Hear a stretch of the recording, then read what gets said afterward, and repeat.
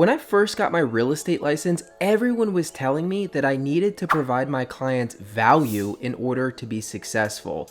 The only problem was I had no idea what that meant. What does providing value actually mean, and how can I do it? So in today's video, we're going to talk about what providing value actually looks like, what providing value does not look like, and I'm going to give you literally dozens of examples of specific value that you can provide your clients depending on who your ideal client is. So let's get right into it. So if you're a real estate agent right now and you're not selling as much as you want to, one of the issues could be that you're just not providing enough value to your clients and leads. And one of the biggest issues I see amongst real estate agents is that they just do not understand what providing value looks like. In fact, most agents seem to think that just because they have their license and are able to open up a door for someone or set them up on a search or fill out a contract, that they are providing value. But those are things that literally any agent can do. So there's no way you're going to differentiate yourself by only offering these basic services. So first, let's talk about what value is not. Then we're going to talk about some generic pieces of value you can provide, and then we're going to talk about specific pieces of value you can provide depending on who your ideal client is. So first, let's talk about what value is not. Value is not your brokerage, okay? You signed up for RE/MAX and they told you were going to get more sales because they have a huge brand identity. And they do have a big brand, but I promise you, being a RE/MAX agent is not providing your client value. And I'm not just singling out RE/MAX. This goes for EXP or Keller Williams or any brokerage, okay? All agents are at a brokerage. And if you think providing your clients value is related to which brokerage you chose, in my opinion, you're going way down the wrong path. Another would be technology. Brokerages love to sell you on how great their technology is and how that's going to help you get business. The reality is the technology in the real estate industry is pretty uniform across the brokerages, and there's just no significant value or differentiation to be found here for the most part. Next would be your website. Is it nice to have a fancy website that helps people find homes or whatever they're looking for? Sure. But again, most agents have a decent website. This is not something that's going to differentiate you significantly. Next would be your brand and logo. This is something that a lot of new agents spend the majority of their time on. But listen, your brand and logo are not providing your clients with value. Now again, it doesn't mean that any of the things I'm mentioning are not important in some capacity. It just means these are not the things that are really going to set you apart from the crowd and help you get business. Next would be opening doors and setting MLS searches up. If you think you're really doing someone a favor by setting them up on an MLS search or going to open up a door to tour a home with them, again, these are things that any realtor can do as long as they're licensed. This is not differentiating you or providing value really in any way. And the last example I have is real estate agent focused content. Now, a lot of well-meaning agents create content. However, the content is about what it's like to be a real estate agent. For example, sharing a story about how difficult another agent was, or a crazy story that you had with a client, or even talking about the inner workings of a real estate deal, like negotiating or the inspection process or the escrow process. Now, it's good that these people are creating content and putting themselves out there, but what audience are they trying to reach? This is the type of content that's only going to be interesting to other real estate agents. So if your goal is recruiting other agents, then that would make sense. But if your goal is to reach an audience of potential buyers and sellers, they don't care about the inner workings of a real estate deal. They care about things like which neighborhood is going to work for them, which school systems should they be looking at, and other high-level topics that have more to do with their personal interests than what the real estate process looks like. So those are all the things that value does not look like. So if you've been spending most of your time there, it's time to put those things to the side and pivot. Let's look at what generic value looks like. So generic value is a step up from what value is not, and it's a step below providing specific value. Generic value is appropriate to cast the widest net possible and often deployed before you really understand who your ideal avatar is. Here's some examples of generic value you can provide.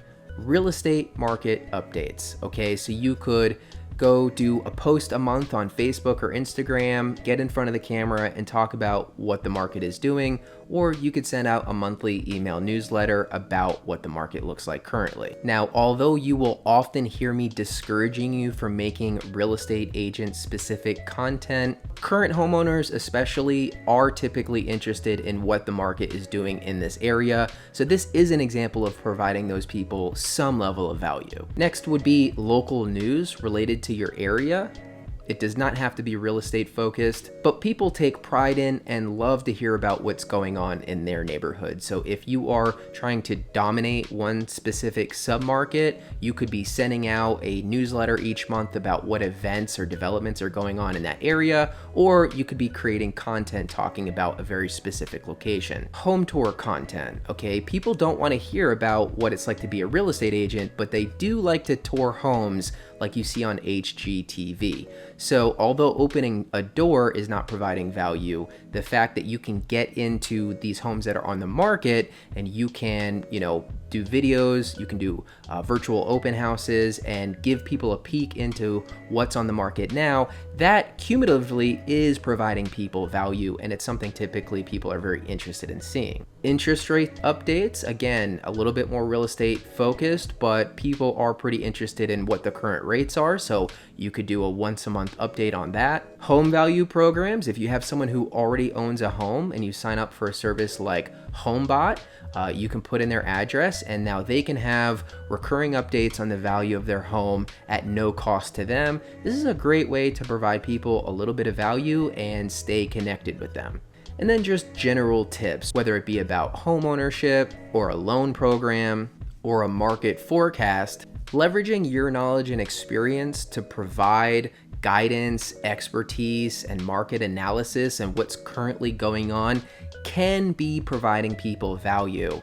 Again, just be careful not to get too deep in the weeds and discuss content that would only be interesting to another agent. All right, we talked about what value is not. We talked about some examples of generic value. Let's talk about specific value. And this is really how you're gonna differentiate yourself from the crowd of other agents and how you're really going to take your business to the next level. Now, the biggest challenge for agents providing specific value is that in order to do so, you need to have an avatar. You need to have a specific type of client in mind so that you can reverse engineer what value looks like to them. You can't just say, oh, I want to sell everything to everybody, because value doesn't look the same to everybody. So at some point fairly early on in your career, you are going to have to try to identify and focus on a category of client. So what could those categories be? Here are some of the most significant examples. Relocation, first-time home buyer, luxury clients, clients with a military background, families with kids, investors, renters, seniors, independent contractors, or industry-specific clients. In Atlanta, an example would be actors, because we have a huge film industry here. But based on whatever city that you're in, you may have a certain type of job industry that you can focus on and provide value to those people. So there's no easy way to tell you who to focus on. The best thing that I can say is try to make it authentic and personal to you. If you yourself fall into one of these categories, either now or in the past, obviously you're more likely to provide those people value. But I think one of the biggest ways to help you decide is to really understand what it looks like to help these subgroups. For instance, a lot of people just pick first-time home buyers because it sounds simple and straightforward and easy, and yeah, sounds great. I'm gonna help first-time home buyers. And there's nothing wrong with that. And there are agents who crush it focused on only first-time home buyers. But do yourself a favor and speak with an agent who's already focused on first-time homebuyers to understand what that day-to-day looks like. For instance, there's going to be a lot more hand-holding and explanation with first-time buyers. You're going to probably have to provide more resources. You're going to have to build up their confidence. They're going to be nervous. So there's practical stuff that goes along with each of these categories. And if you're going to do this for the long term, it's important you understand the pros and the cons, right? Everyone wants to work with luxury, right? Why wouldn't you? You get the biggest paychecks. Of course, luxury. I'm a luxury agent. Okay, well, listen, I'm not discouraging you. You can 100% be a luxury agent, but do you travel in those circles? Did you grow up rich? Do you currently, circulate in rich friend groups? Do you have access to certain networks or memberships? Do you have a lot of high net worth individuals in your sphere of influence currently? If the answer is no to all those, it doesn't mean you can't get into luxury, but it means you've got a long way to go before you can legitimately provide these people value. And there's other implications as well. Luxury is great, right? It also costs a lot more. If you take a luxury listing, for instance, there are a lot of expenses associated with that listing typically. And very often you are going to have longer intervals between paychecks, even though those paychecks are bigger. And the reality is, if you look at the highest grossing agents in the world, almost across the board, they are focused on your average price point. In Atlanta, that's around $400,000. Okay, the biggest agents typically do volume. They don't do luxury. So again, none of that is meant to discourage you, okay? Luxury might be perfect for you, but it's really important you take some time to dive deeper into what that would look like and make sure it's a good fit. So at this point, all you have to do is sit and think about which group that you really want to target. And again, you can start with a group and end up hating it and adjust. So don't feel like you're putting all your eggs in this basket. But at a certain point, you do have to choose to go down a certain path. And once you choose which group you want to focus on, now we can reverse engineer what value looks like to them. So I'm going to run through a lot of the examples I previously mentioned and give you real examples of what value could look like to those people. Now, a lot of this stuff is going to be similar in terms of the broad type of delivery, whereas the specific delivery will be a little bit different. For instance, each of these categories, I'm going to mention content, but the type of content is obviously going to be different if we're talking about relocation versus VA buyers, right? So there'll be similar categories, but the detail of each category needs to be specific to your audience. So let's talk about relocation. This is my personal niche, okay? This is one of the reasons I am so big on YouTube. YouTube is definitely going to cater very often to relocation clients because people who have to move to a new city they know nothing about, they're forced to do this because of work or family, whatever the reason. They have to go do their research about this area, and YouTube is the second largest search engine in the world. So this is a great opportunity to provide these people value. So how do we do that? We do neighborhood tours. If you go look at my Living in Atlanta channel, you will see endless examples of providing relocation clients value, okay? I talk about the pros and cons of living in Atlanta. I talk about where the good schools are. I talk about 15 things you need to know before moving to Atlanta. I talk about the weather and taxes and upcoming events. So I make a ton of content, and all of the content, when I'm making it and planning it out, I have in mind, would this be helpful for someone who's researching a new city to move in? Couple other examples for you: online resources to help you do your research, right? So if I know there's a great Atlanta or Georgia specific website that breaks down, for instance, in Georgia, we have a state website that gives public schools grades. Okay, so without personally commenting on the quality of a given school, I can refer people to this state website where they can do their own research. I can also provide referrals to these clients, right? If they need a moving company, if they need a local contractor, if they need a realtor in their current state to use as a listing agent to sell their home, I can provide that value and get a referral fee. And of course, I provide my out-of-state clients with a system to do virtual tours. we can do FaceTime tours, we can do video recordings of the home and the neighborhood and send it to them so that they can start to really get an idea if the house in the neighborhood is going to work for them. So this stuff really becomes easy when you just put yourself in the shoes of the person that you're trying to cater to. All right, let's talk about first-time home buyers. This is one of the most common things that people pick when they get into the industry and they're trying to decide who they want to work with. So for a first-time home buyer, you might want to create a seminar, right? Record yourself talking about all the important things related to buying a home for the first time, and you can upload that to YouTube. You can create a Facebook ad where people can put their information in to view that seminar. You can do a live seminar somewhere in your city, but this is something a lot of first-time homebuyers are going to be interested in.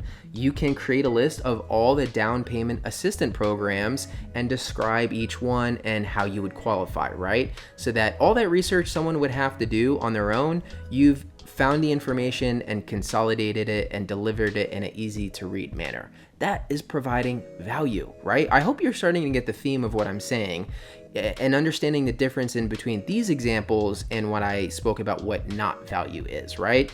You're gonna set me up on an MLS search. Okay, great. I can open up my Zillow or Realtor.com app and set up my own search. But if you just gave me a spreadsheet of every down payment assistance program in my state and who qualifies for it, you just literally saved me hours of research. Again, referrals for any kind of vendor that you might need. Again, content, but not content necessarily about neighborhoods, although that could work. Content more about, being a first-time home buyer and what that process looks like. You could also create a newsletter that has a different theme each month. For instance, one month could be maintenance tips. A lot of first-time home buyers don't really understand what's involved in owning and maintaining a home, right? So you can break this down for them and make it easy to understand. All right, what about luxury? I kind of already dived into that a little bit, but again, a lot of agents, they see dollar signs, they want to be in luxury, and they don't put any thought into what that really looks like and what value really provides, right? Typically, luxury clients are looking for some things. They're looking for some privacy and discretion, right? They don't want their personal information out there. And this manifests in a bunch of different ways, but they're looking for someone who is discreet and is going to help them keep a low profile. Additionally, if you want to work in luxury, you really need a strong network and a high net worth network, right? If you look at any successful luxury broker, they have a bunch of contacts of other luxury brokers and high-end buyers and sellers. You really need to have a network of high net worth individuals. Now, how you get there is probably a topic for another video. There's a lot of ways that you could do it, but if you want to get into luxury and you don't know any rich people, you don't know any luxury brokers, it's gonna be hard for you to provide value. So these are the things that you need to build up to get to that place. Okay, again, content. Okay, any of these categories, content is going to be a factor because I'm a huge proponent of content. Content for luxury could be luxury home tours, right? Luxury clients are also typically looking for white glove service. There's a very popular luxury broker in my area who provides a car service for their clients. He literally has, it's like a Maybach, I think, and he takes his clients around in a Maybach to do the showings, right? And they can sip champagne and be driven around where they're going to their multi-million-dollar showings. Now, this is obviously cost prohibitive for a brand new agent, but that is providing value. So, whether you build up over time or you take on debt to get yourself there, right? However you do it, these are the kinds of things that a luxury client would probably expect or be really happy if you provided. All right, let's keep going with examples. I hope this is really starting to make things clear in your mind. Military clients, right? If you've been in the military, you're probably going to really be able to connect with them and share your story and have some common ground. So that's just the kind of thing, if you already have a military history, this may be one that you want to consider. Also, if in your area that you're close to a military base, you want to consider it. But again, something like a seminar focused on VA military clients could be hugely beneficial, be different content from your first-time homebuyer seminar, but could be equally beneficial. Okay, if you're going to focus on military clients, you have to know the best VA lenders in your area, who's going to have the best rates, the best customer service. This is how you provide these people value. Again, content. You can make content that is If you are retired military, I would be making content about your story, right? About, your history with the military, about your process in buying your personal home, about your experience working with military buyers and sellers. Okay, you want to infuse everything with your own personal story so that people feel a connection with you. Again, your network, right? You're probably going to want to have a network of military families for a lot of different reasons. You may connect your clients with these people. You may create some kind of Discord or Facebook group. That's very popular with these different groups. But are you noticing some themes, right? Content, network, seminars. Some of these things are the same framework. You just have to make the specific content tailored to who you're focusing on. The last one I'll touch on is investors. This is the group that I focused on when I got into real estate. And I think it's a great niche because there's not a lot of agents providing value related to investors. So, writing a lowball offer is not really providing an investor value. Any agent can do that. However, providing off-market deals is definitely providing an investor value, right? So maybe what you do is simply create a spreadsheet with all the best wholesalers in your area and their contact information and help your client get set up on those off-market property lists. That's definitely providing real value. If you want to work with investors, you have to speak their language. So without a doubt, one of the barriers to entry is educating yourself. You've got to read books and listen to podcasts so that you can have high-level discussions with investors and help them achieve their goals. There is certain terminology and phrases and a whole framework of how to speak related to real estate investing. It's not complicated. That doesn't take a long time to learn, but if you don't speak that language, there's no way you're going to provide your clients with true value. Deal analysis is a huge one. You have to be able to analyze a deal. You have to be able to run not just sales comps, but rental comps. You have to be able to estimate what repairs are going to cost and what expenses you want to save for each month. You really have to be able to underwrite an investment deal to help your client understand if they should pursue it or not. And listen, this is something that a lot of agents do not know how to do, which should really spell out opportunity for you. If you can just make the time and effort investment into educating yourself and developing these skills, you are going to be providing some serious value, and these clients are going to want to work with you. Another one for this would be area news. Investors obviously want to know what kind of major developments are going on in a given area so they can decide which places to invest in. So guys, this is not complicated, okay? I really hope this dissolves some of the mystery around providing value. I think the biggest challenge that agents have with providing value is that they don't know who their ideal avatar is. So they don't know how to reverse engineer what value looks like. So keep in mind what value is not. Those are the things basically that any agent with a license could do. Then you have generic value, which is definitely providing some information and value that a lot of people are looking for, but it's not as specific to a certain avatar. And lastly, we have specific value. At some point in your career, you want to think about who is my ideal client? What box do they fall into? And is that the client that I want to make my avatar? Make sure you speak to an agent who has experience in that area so you understand what you're getting yourself into. Don't just get into luxury because you're seeing dollar signs. Don't just get into first-time home buyers because it sounds easy or fun. All right, you are going to have to do this work for the long haul consistently. So make sure it's something you're not going to be dreading to do every day, and it should really be authentic to you. You probably, if you're not in one of these categories at a given time, maybe you're category adjacent in some way.